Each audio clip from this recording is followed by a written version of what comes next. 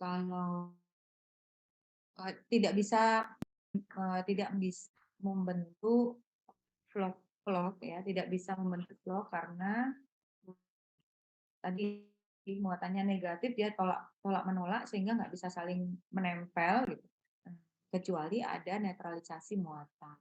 Nah, ini penambahan koagulan akan membuat ion-ionnya menjadi netral karena koagulan itu bermuatan, jadi akan menempel di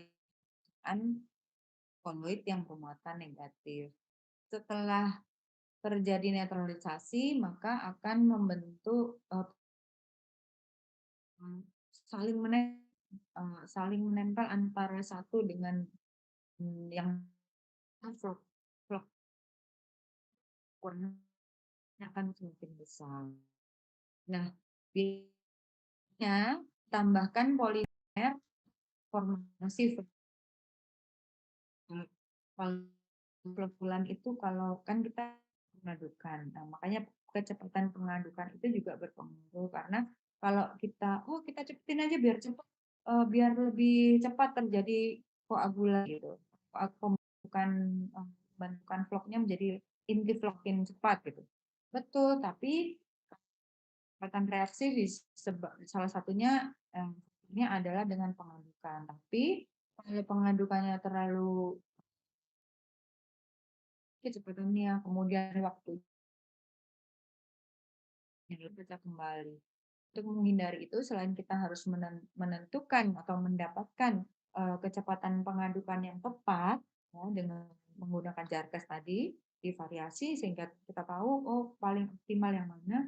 Kita juga bisa menambahkan polimer. Jadi polimer ini menguatkan formasi vlog yang sudah terbentuk sehingga pecah kembali. Nah, ini juga tidak bisa bekerja dengan baik bila alkalitas kurang dari 4. Oleh karena itu, biasanya kita tambahkan. Jadi kalau alkalinitasnya rendah, kita tambahkan caranya menambahkan kekeruhan ya dengan menambahkan padatan protein yang bisa meninggi gitu ya, sehingga kekeruhannya meningkat. Karena apa? Karena kalau kekeruhannya meningkat, maka lebih mudah permukaan koloid dengan koagulan. Nah, flek yang terbentuk ini nanti bisa dipisahkan dengan pengendapan atau dengan penyaringan. Jadi lebih mudah karena ukurannya menjadi lebih besar. Yang tadinya lolos kertas saring atau lolos saringan atau tidak bisa mengendap, kalau dengan tambahan koagulan flokulan bisa jadi akan semakin karena ukurannya makin besar, densitasnya juga semakin besar, akan mudah mengendap dan mudah diserap sendiri ya. Jadi ini gambaran skemanya seperti ini, tadinya ya negatif negatif negatif gitu ya. Kemudian karena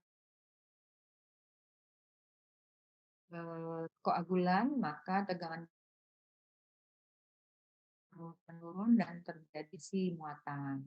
Nah, ini karena gerak dia akan saling menempel. Nah, ini sebetulnya ada gambar satu lagi nih, polimernya menutupi atau mengikat vlog yang itu sehingga lagi. Ada gambarnya dalam video tadi ya. Silakan nanti dilihat di video ini.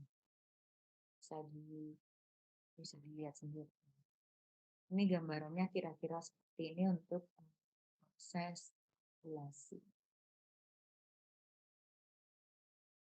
Jadi penjelasannya, koagulasi secara umum kalau dalam air permukaan bersifat negatif, maka kation diperlukan untuk proses netralisasi muatan.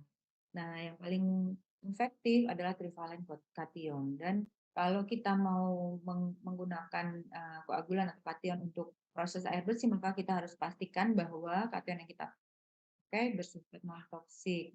Kemudian kation-kation itu atau proses itu insoluble dalam pH netral gitu ya. Jadi pH-nya harus dipastikan netral. Kemudian koagulan diharapkan mengendap jika dibubuhkan dalam dosis besar pada sekitar pH netral.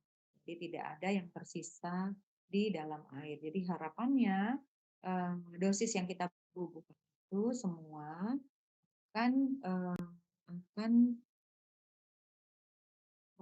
bereaksi dengan koagulan yang ada. Ini dikatakan kalau insoluble di pH netral koagulannya. Jadi kalau pH-nya sudah mencapai netral, maka akan mengendap gitu. Sehingga, apa namanya, sebagai salah satu indikator bahwa, eee, dosisnya itu sudah mencukupi. Jadi jangan sampai ada yang tersisa di dalam air. Jadi kalau mengendap kan bisa dipisahkan airnya yang diproses lebih lanjut. Ini, contohnya trivalen koagulan, jadi yang sering kita pakai aluminium dan iron. Dikatakan bahwa trivalen koagulan 50-60 kali lebih efektif dibandingkan dengan bivalen koagulan, dan bivalen koagulan ini 1000 kali lebih efektif dan koagulan. Jadi, menghasilkan efisiensi yang lebih tinggi.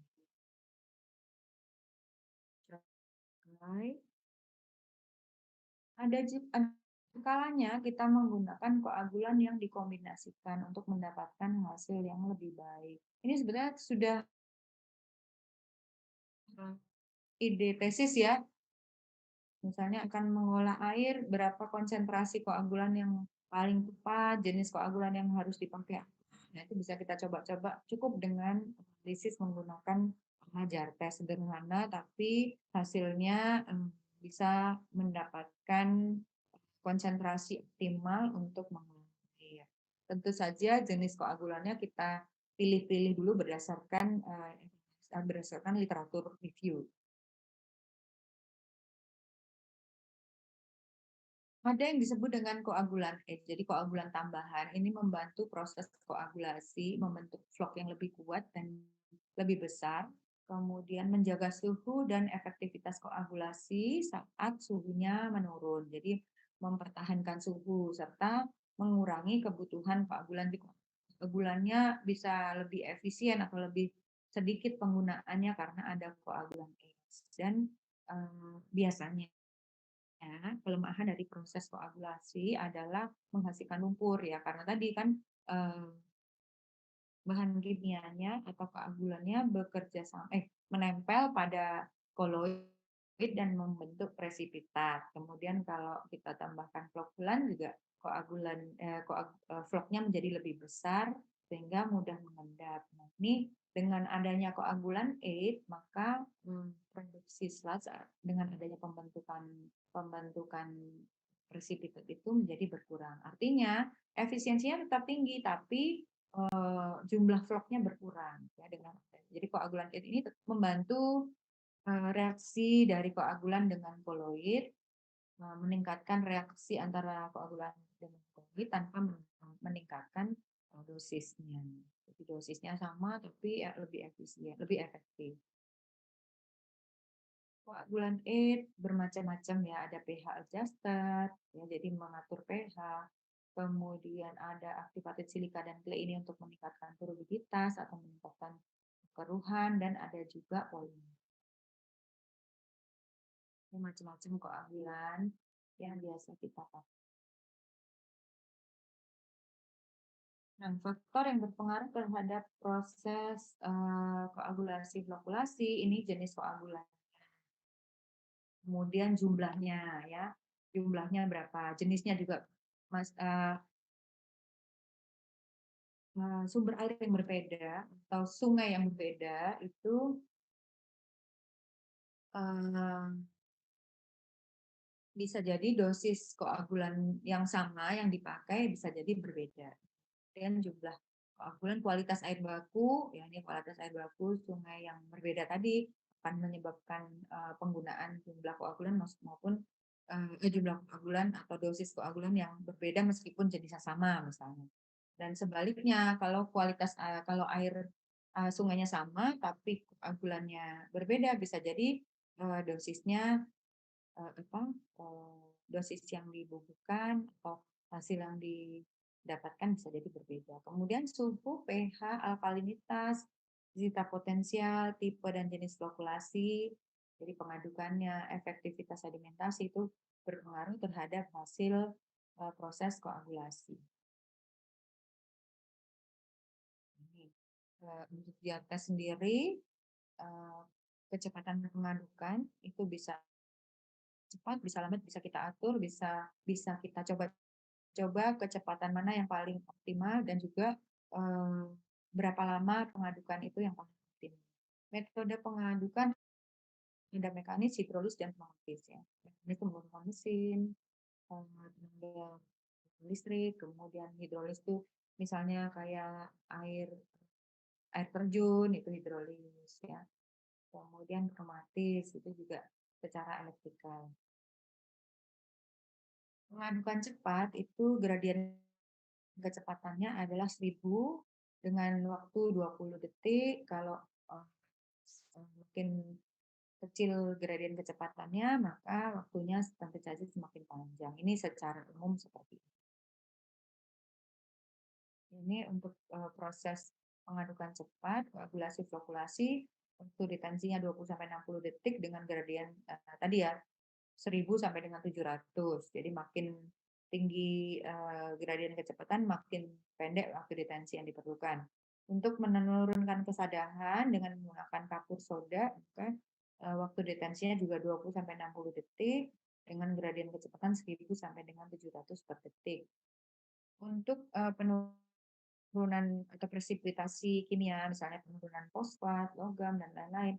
Waktu detensinya biasanya 1,5 sampai 6 menit dengan kecepatan 1000 sampai dengan 700. Nah, ini bisa kita cari gitu ya. Nanti kalau kita kalau tesis idenya misalnya menentukan kecepatan dan waktu optimum untuk apa, penurunan apa limbah apa gitu ya, penurunan air cemar apa gitu dengan menggunakan bahan kimia atau reagen apa.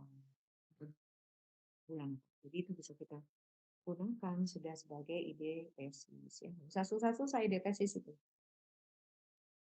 Mengadukan mekanis paling banyak paling umum digunakan. Gini, kalau pneumatis, kalau hidrolis itu membutuhkan perubahan apa dipengaruhi oleh debit dan kecepatan aliran. Jadi kalau misalnya air terjun gitu, terjun itu kalau debitnya berubah, maka kecepatannya akan berubah. Ya, terjunannya akan berubah, maka pencampurannya juga akan berubah. Tujuannya kan kita mengaduk sebetulnya, mencampur. Juga demikian juga yang pneumatis. Jadi kalau mekanis itu kita bisa atur. Kalau debitnya sekian, maka kalau pneumatis dipengaruhi oleh debit biasanya gitu ya. Jadi kalau debitnya berkurang, hidrolis juga demikian. Debitnya berkurang, maka kecepatannya akan berkurang, kemampuan untuk pengadukannya juga akan berkurang. Kalau mekanis kita bisa atur. Kalau debitnya kecil, energinya diperbesar sehingga ngaduknya lebih cepat. Kalau apa, debitnya besar, kita bisa kita bisa atur juga dikurangi sehingga pengadukannya tetap. Proses koagulasi biasanya diikuti dengan flokulasi atau kalau koagulasi biasa disebut dengan pengadukan cepat, flokulasi disebut dengan pengadukan lambat. Nah, tujuannya ini adalah menghasilkan gerakan air perlahan sehingga terjadi kontak untuk membentuk gabungan partikel berukuran besar. Jadi kalau tadi koagulan itu ditambahkan, diaduk cepat, maka muncul inti vlog. Nah, inti vlog ini kalau diaduk-aduk perlahan, maka akan saling menempel membentuk vlog yang ukurannya lebih besar. Jadi proses koagulasi ini membesar inti gumpalan atau inti vlog yang dibentuk pada saat proses koagulasi. Nah, pada proses flokulasi, kecepatannya dikurangi secara perlahan sehingga gumpalan atau vlog tersebut tidak mengalami pecah lagi. Ya. Secara umum, pengadukannya kurang dari 100 detik selama 10 sampai 60 menit. Ini flokulasi untuk flokulasi untuk proses koagulasi-flokkulasi waktu detensinya 15 sampai 45 menit dengan gradien kecepatan 75 per detik sampai 10 per detik. Untuk air sungai, waktu detensi minimum 20 detik dengan gradien kecepatan 10 sampai 50 detik per detik. Dan untuk air waduk atau reservoir, waktu detensinya 30 menit dengan G-nya 10 sampai 75 per detik. Tapi ini secara umum ya. Spesifiknya tentu harus dicoba dengan menggunakan percobaan di laboratorium menggunakan alat jar test ya. Ini juga secara umum seperti ini. Ini juga untuk yang keperluan presipitasi kimia. Jar testnya sederhana seperti ini. Nanti kita bisa atur kecepatannya, kita bisa variasikan konsentrasi di setiap beaker gelas ini dengan konsentrasi yang berbeda-beda gitu. Dengan kecepatan dan waktu yang sama nanti kita bisa lihat pengendapannya berapa. Ini tadinya seperti ini, kemudian kita tambahkan koagulan, diaduk, maka dengan variasi yang berbeda. Yang paling kiri paling ringan. Ini konsentrasi yang optimum misalnya. Ini contoh proses di pengolahan air. Flokkulasi, kemudian flokkulasi ya, kemudian dilanjutkan dengan proses sedimentasi. Jadi setelah diaduk cepat, kemudian ini diaduk cepat, di akhirnya adalah sedimentasi untuk memisahkan cap yang terbentuk dengan fase cairnya. Ini jar testnya ini ya. Jadi alatnya sederhana tapi bisa menghasilkan hasil analisis yang sangat penting karena biasanya kalau unit pengolahan air ya PDAM, IPAM itu pun pengolahan air limbah itu untuk menentukan dosis bahan kimia yang jar test ini. Ini contoh reaksi kimianya dengan menggunakan jar test. Jadi kita hitung juga bisa secara teoritis nanti berapa yang membentuk presipitat berapa banyak. Tetapi akan lebih tepat kalau kita coba dengan jadi kalau misalnya kita sudah bisa menghitung dengan secara teoritis, maka kita bisa mencoba di jar test itu dengan rentang konsentrasi yang lebih kurang seperti yang kita temukan di teori di perhitungan teoritis. Tapi kalau kita nggak tahu, nggak bisa menghitung secara teoritis, maka kita bisa coba dengan berbagai konsentrasi. Tentu akan lebih mudah kalau kita bisa hitung dulu, kemudian oh perkiraannya sekian yang menimbulkan presipitat, maka kita bisa coba untuk mendapatkan untuk validasinya. Nah, ada hubungannya antara dosis koagulan dengan kekeruhan maupun alkalinitas dari air limbah air yang akan kita olah. Jadi kalau kita kekeruhan tinggi, alkalinitas rendah, maka dosis koagulan yang diperlukan pada umumnya sedikit, tapi tentu saja harus tetap dicoba dengan menggunakan jar test. Kemudian kalau untuk kekeruhan tinggi, alkalinitas tinggi, maka dosis koagulan pada umumnya banyak. Tapi kalau sebaliknya kekeruhan rendah, alkalinitas tinggi maupun rendah, maka perlu ditambahkan koagulan aid atau apa untuk meningkatkan kekeruhannya tadi koagulan aid namanya. Mungkin kalau untuk kesalahan-kesalahan dalam proses analisis bisa dibaca sendiri. Ya, waktu pengawetan paling lambat 1 hari, karena kalau lebih dari 1 hari bisa terjadi pengendapan gitu ya, atau terbentuk vlog sendiri dengan sendirinya akibat tanpa pembubuhan bahan kimia. Jadi sampelnya sudah tidak representatif lagi. Oleh karena itu, idealnya adalah sampel memang harus sesegera mungkin dianalisis. Nah, ini contoh perhitungan, contoh hasil jar test, gitu ya. Turbiditas, berbagai turbiditas dengan konsentrasi alum, ya konsentrasi alum yang ditambahkan, pH pH larutan, maka turbiditasnya seperti ini. Yang paling bagus ini kan, jadi pH paling sesuai sekian dengan konsentrasi dengan dosis 30 miligram per liter akan menghasilkan turbidity yang paling rendah.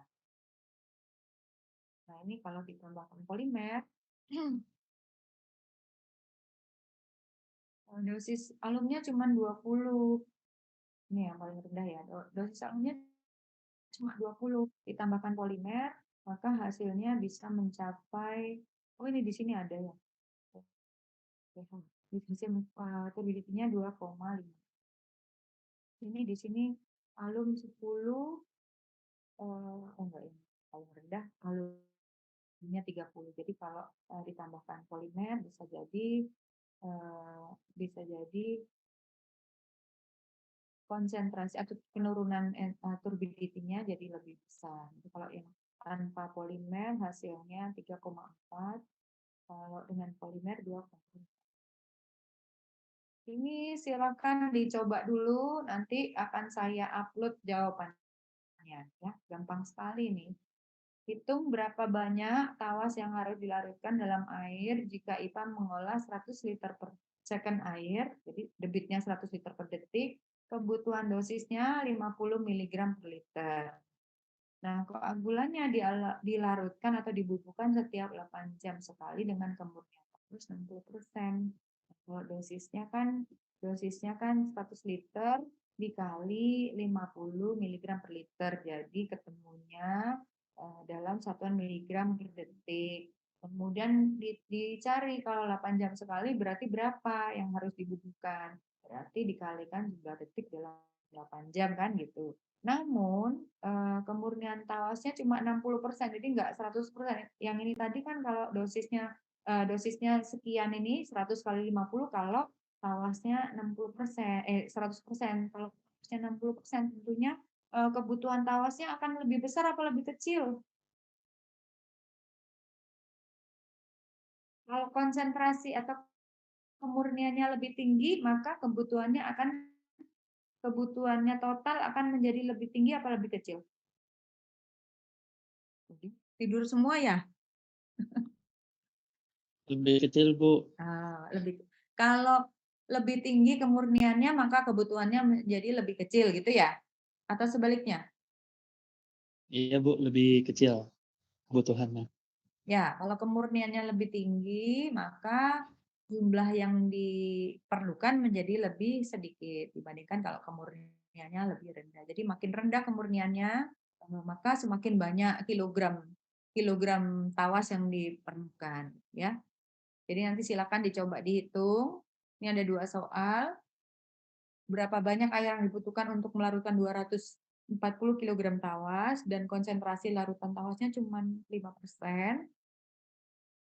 Berat jenis itu berat per volume ya, kalau mungkin lupa. Densitas itu adalah berat per volume. Berat jenis tawasnya adalah 1,0. Hitung debit koagulan yang harus dibubuhkan pada air buah. Kira-kira ada pertanyaan? Mungkin dicoba dulu ya. Nanti segera saya upload, tapi kalau bisa dicoba dulu. Jadi tinggal mencocokkan jawabannya benar apa tidak dengan jawaban saya. Itu ya. Untuk hari ini materinya sudah tersampaikan semua. 5 kali pertemuan, bolos 1 kali. Saya nggak akan mengadakan ujian evaluasi karena ini kan RPL ya. Jadi sebetulnya hanya matrikulasi untuk persiapan masuk ke kuliahan atau kuliah utama. Jadi saya kira evaluasinya cukup dengan mencoba sendiri, kemudian kemarin saya beri tugas, jadi nanti dari situ akan saya berikan penilaian. Kurang lebihnya mohon maaf. Masih ada pertanyaan mungkin? Sebelum saya tutup. Insya Allah minggu depan akan diisi oleh Bu Ipung, ya. Jadi kami bertiga, Bu Ipung, Bu Harmin, saya. Nanti berikutnya akan diisi Bu Ipung. Terima kasih atas perhatiannya selama saya mengisi kuliah. Mudah-mudahan nanti tidak ketemu lagi di mata kuliah yang sama ya. Jangan sampai nggak lulus gitu ya.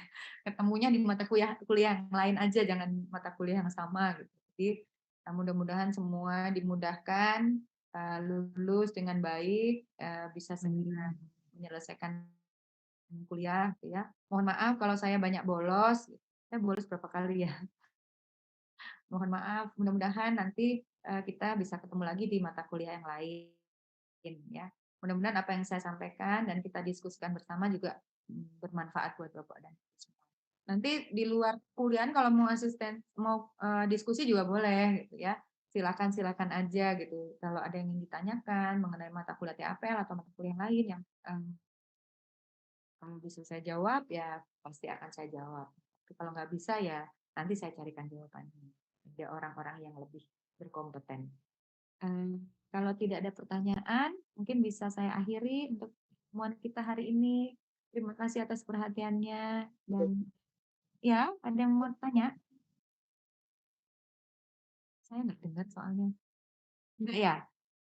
Kalau nggak ada yang ingin ditanyakan, terima kasih. Assalamualaikum warahmatullahi wabarakatuh. Waalaikumsalam. Recording stopped. Terima Kasih Bapak Ya, Ibu. Makasih Makasih. Bu. Makasih. Sampai jumpa lagi Bu. kasih. bagus ya.